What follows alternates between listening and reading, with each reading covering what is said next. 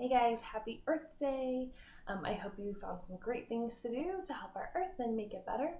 One of the things I like to do every Earth Day is read the story The Lorax by Dr. Seuss. So I hope you enjoy it.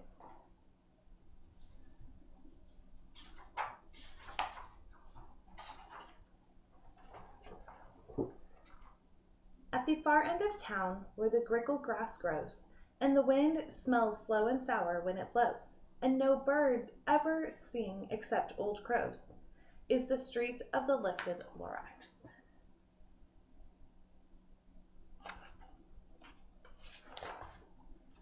And deep in the grickle grass, some people say, if you look deep enough, you can still see today where the Lorax once stood just as long as it could before somebody lifted the Lorax away.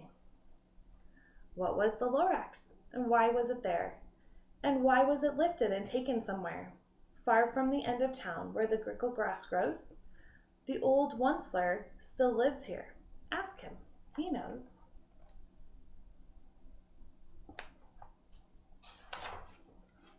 You won't see the Onceler, don't knock at his door. He stays in his lurkin on top of his store. He lurks in his lurkin, cold under the roof, where he makes his own clothes out of muffered moof.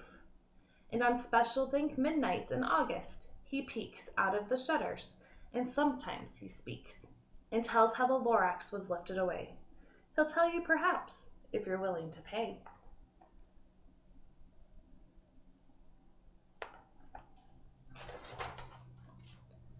On the end of a rope he lets down a tin pail, and you have to toss in 15 cents and a nail and the shell of a great-great-great-grandfather snail.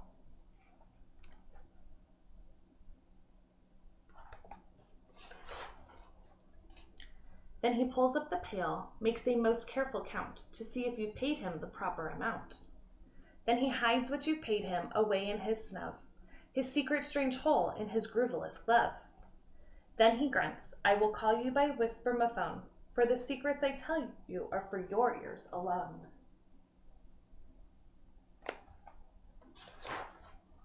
Slap!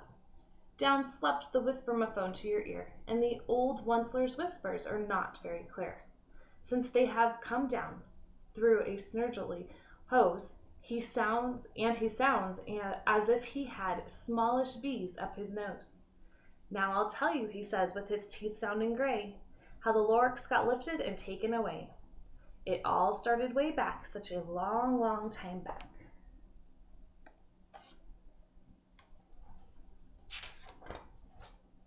Way back in the days when the grass was still green, and the pond was still wet, and the clouds were still clean, and the song of the swans rang out in space.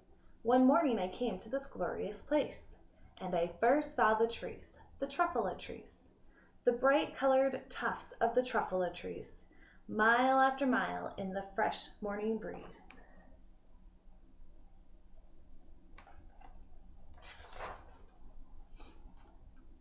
And under the trees I saw brown barbaloots frisking about in their barbaloot suits, as they played in the shade and ate truffula fruits. From the rippleless pond came the comfortable sound of the humming fish humming while splashing around.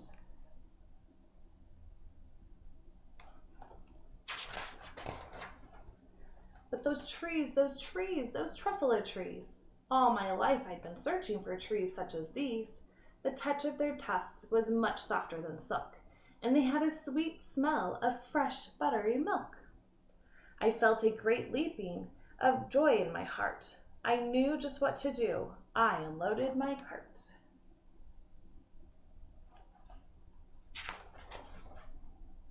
In no time at all I had built a small shop. Then I chopped down a truffula tree with one chop, and with great skillful skill, and with great speedy speed, I took the soft tuft, and I kneaded a thneed.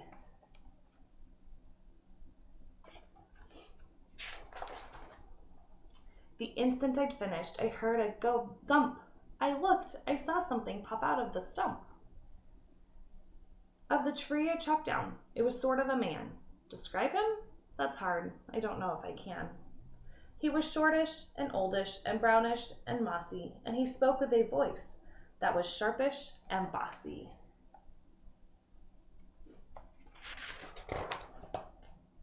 "Mister," he said with a sawdusty sneeze, "I am the Lorax. I speak for the trees. I speak for the trees have no tongues, and I am asking you, sir, at the top of my lungs." He was very upset as he shouted and puffed, "What's that thing you've made out of my tuft?"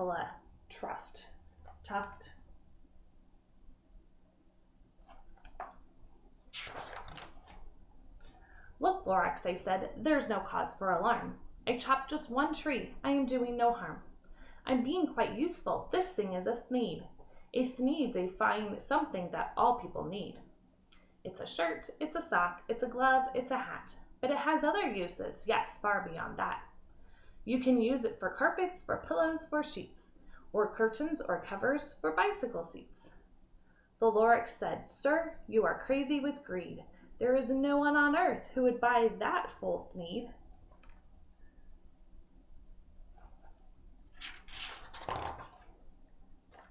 But for the very next minute I proved he was wrong, for just at that minute a chap came along, and he thought that that thneed I had knitted was great.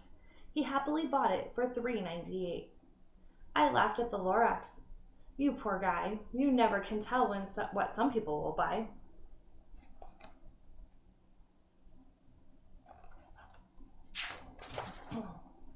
"I repeat," cried the Lorax, "I speak for the trees." "I'm busy," I told him. "Go away, if you please." I rushed across the room, and in no time at all, built a radiophone. I put in a quick call. I called all my brothers and uncles and aunts, and I said, "Listen here, here's a wonderful chance for the whole Onceler family to get mighty rich. Get over here fast. Take the road to North Nitch. Turn left at Weehawken, sharp right at South Stitch."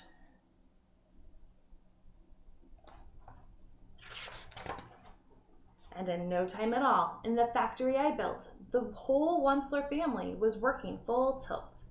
We were all knitting thneeds, just as busy as bees, to the sound of the chopping of truffula trees.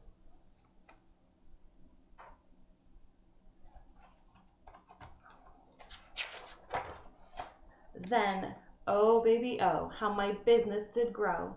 Now chopping one tree at a time was too slow. So I quickly invented my super axe hacker, which whacked off 4 truffula trees at one smacker. We were making thneeds 4 times as fast as before, and that Lorax, he didn't show up anymore.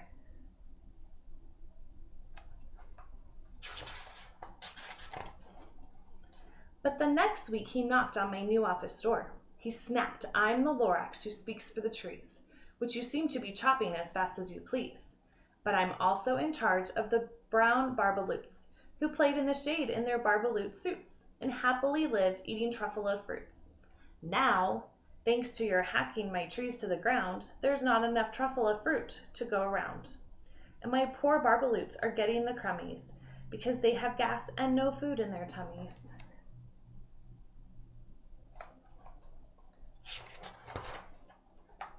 They loved living here, but I can't let them stay.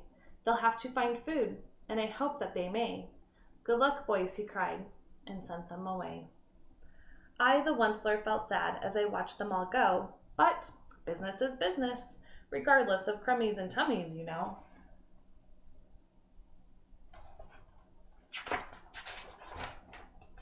I meant no harm, I most truly did not, but I had to grow bigger, so bigger I got. I biggered my factory, I biggered my roads, I biggered my wagons, I biggered the loads of these I'd shipped out, and I was shipping them forth to the south, to the east, to the west, to the north. I went right on biggering, selling more thneeds and biggering my money, which everyone needs.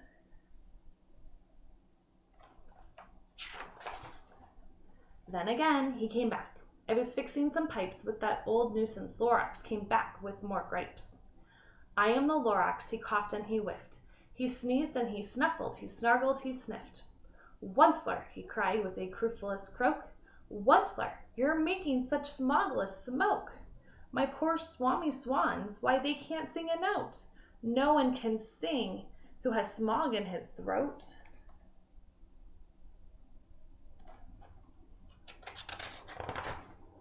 And so, said the Lorax, please pardon my cough. They cannot live here, so I'm sending them off. Where will they go? I don't hopefully know.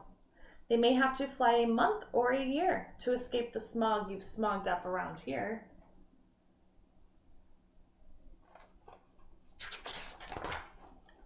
What's more, snapped the Lorax, his dander was up, let me say a few words about that gluppity-glup. Your machine chugs on day and night without stopping, makes gluppity-glup. Also schloppity-schlop. And what do you do with this leftover goo? I'll show you, you dirty old Onceler man, you.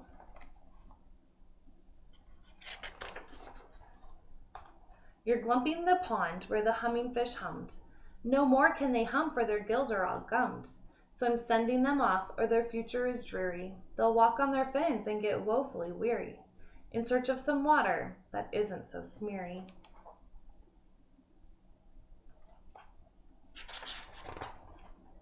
And then I got mad. I got terribly mad. I yelled at the Lorax. Now listen here, Dad. All you do is yap, yap, and say, bad, bad, bad, bad. Well, I have my right, sir, and I'm telling you, I intend to go on doing just what I do. And for your information, you Lorax, I'm figuring on biggering and biggering and biggering and biggering, turning more truffula trees into needs, which everyone needs.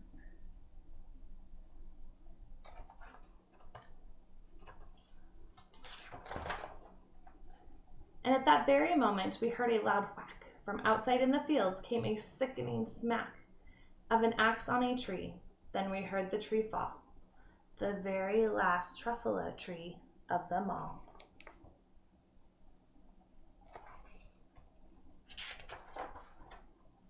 No more trees, no more needs, no more work to be done. So in no time, my uncles and aunts and everyone all waved me goodbye. They jumped into my cars and drove away under the smoke-smuggered stars. Now all that was left neath the bad-smelling sky was my big empty factory, the Lorax and I.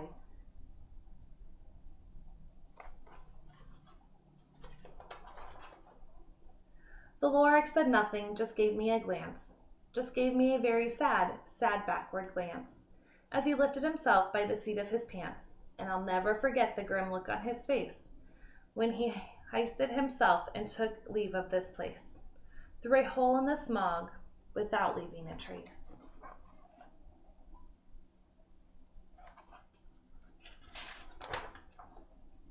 And all that the Lorax left here in this mess was a pile of rocks with one word, unless. Whatever that meant, well, I just couldn't guess. That was long, long ago, but each day since that day, I've sat here and worried away. Through the years, while my buildings have fallen apart, I've worried about it with all of my heart.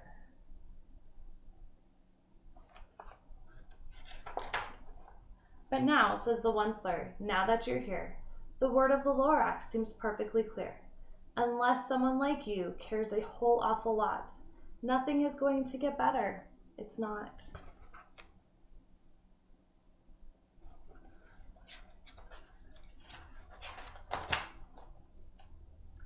So, catch, calls old Onceler, and he let something fall. It's a truffula seed. It's the last one of all. You're in charge of the last of the truffula seeds, and truffula trees are what everyone needs. Plant a new truffula, treat it with care, give it clean water, and feed it fresh air. Grow a forest, protect it from axes that hack. Then the Lorax and all of his friends may come back.